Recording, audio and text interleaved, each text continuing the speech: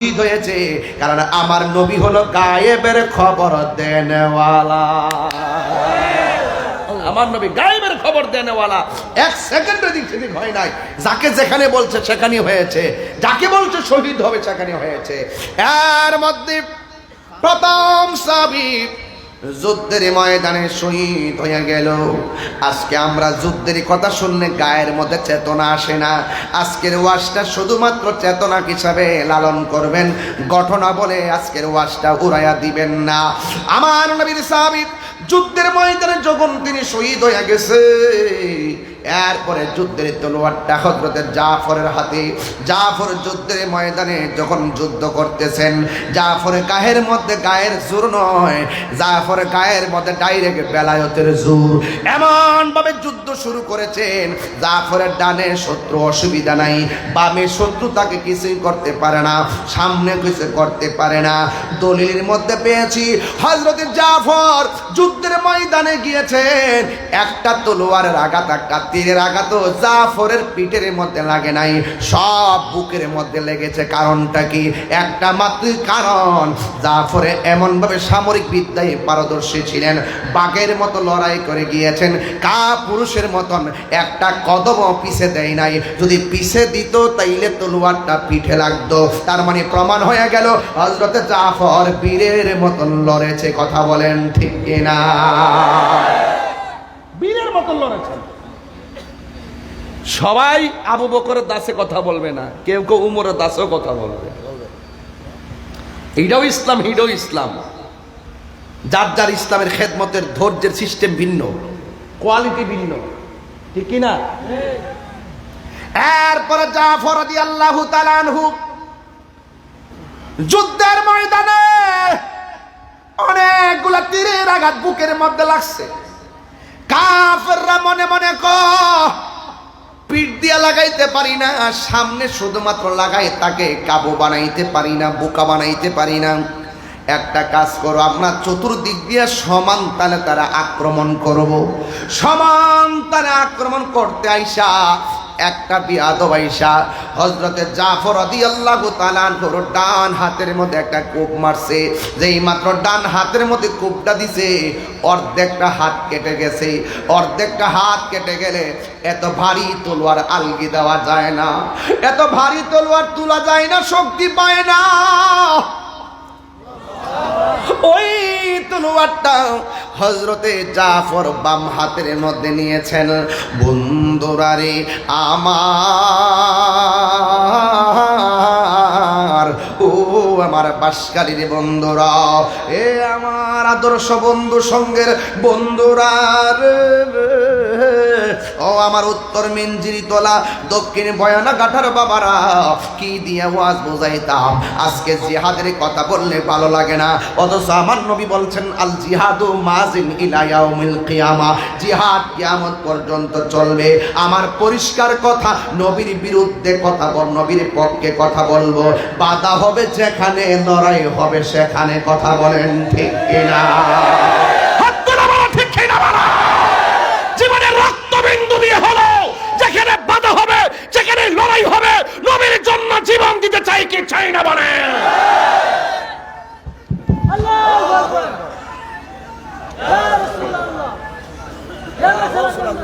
আমার পরিষ্কার কথা, আমি এত 9-6 দিয়ে কথা বলতে পারি না। আমি যা বলবো দায়িত্বহীন কণ্ঠে বলবো। আমরা নবীর জন্য লড়বো। কথা বলেন ঠিক কিনা?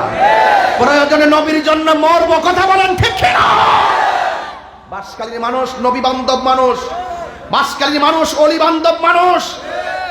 জিহাদ জিহাদ জিহাদ চাই, জিহাদ করে বাঁচতে চাই। জিহাদের সিস্টেম আছে। কি আছে? সিস্টেম আছে। হুদহুদি রাস্তা চালিয়ে লেমে গেলে চলতো না। এইভাবে লাইমা জাগা থেকে আসল জিহাদি উঠতে গেছে গা।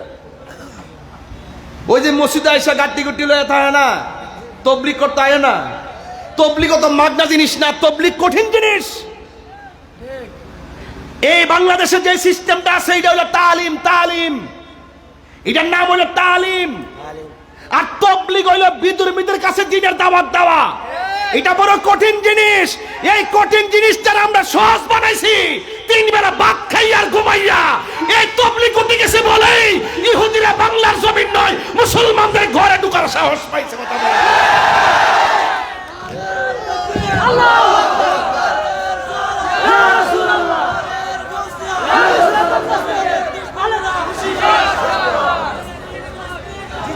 আজকে আমরা কঠিন জিনিসটা সহজ বানাই, সহজে কঠিন বানাই। মুসলমানদের কাছে মুসলমানদের দ্বীনের দাওয়াতের নাম তাবলীগ না, এটার নাম তালিম। তাবলীগ করছে খাজা গরিবে নওয়াজ। তিনি আসার আগে এই ভারতবর্ষে একটা মুসলমান ছিল না, ওনার ইন্তিকালের পরে 90 লক্ষ মুসলমান তার জানাজায় শরীক হয়েছে। আপনি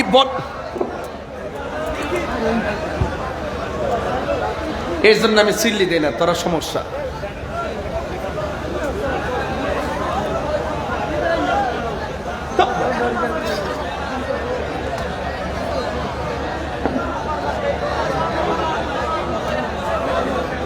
এটা কোনো নরম কথা নয়, এটা বাস্তব কথা।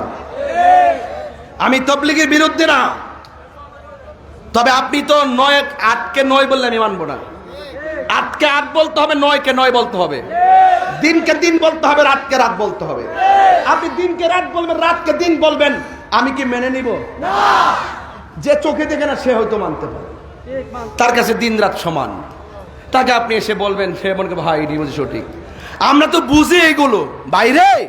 আমি তাবলীগের বিরুদ্ধে না, তাবলীগ হইল বিধর্মীর কাছে দিনের দাওয়াত দাও, এটা কঠিন চ্যালেঞ্জ। আজকে আমরা যদি ইহুদিদের ঘরে ঘরে, খ্রিস্টানের ঘরে ঘরে, বিধর্মীদের কাছে আমরা দিনকে প্রেজেন্টেশন করতে পারতাম, আমাদের ব্যবহারের দ্বারা ওরা আমাদেরকে মারার স্বপ্ন দেখতো না। আজকে আমরা ওই আসল জায়গা ছাইড়া দেওয়ার কারণে ওরা আমাদেরকে দাফন করার জন্য ঘরের ভিতরে ঢুকছে। তেল্লা মাথায় তেল দিয়েন না, যেই মাথায় তেল নাই সেই মাথায় তেল দেন।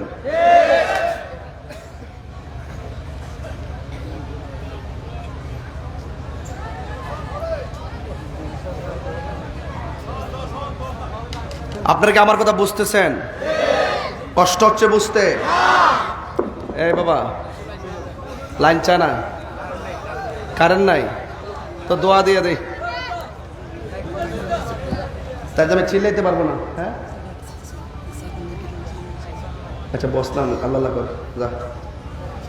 সবাই দুরূদ শরীফ, সবাই দুরূদ শরীফ বলেন। আল্লাহুম্মা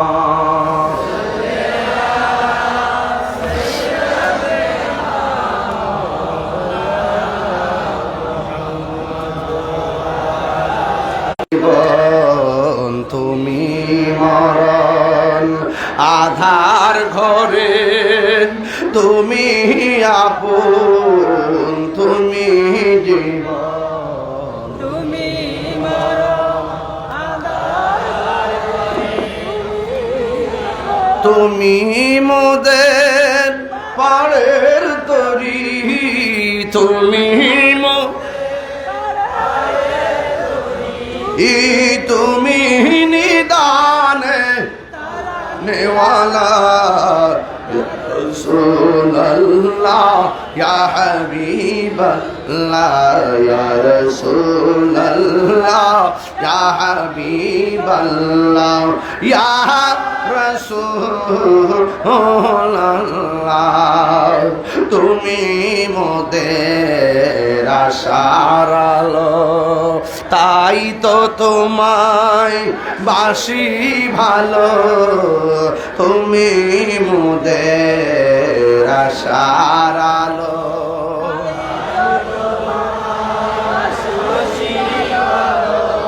আর হৃদয় নামের ফুলদানিতে, হৃদয় না গেতে রেখেছি প্রেমের মালা, ইয়া রাসূলুল্লাহ ইয়া হাবিবাল্লাহ ইয়া রাসূলুল্লাহ ইয়া হাবিবাল্লাহ ইয়া রাসূলুল্লাহ ইয়া রাসূলুল্লাহ ইয়া হাবিবাল্লাহ ইয়া রাসূলুল্লাহ সুবহানাল্লাহ।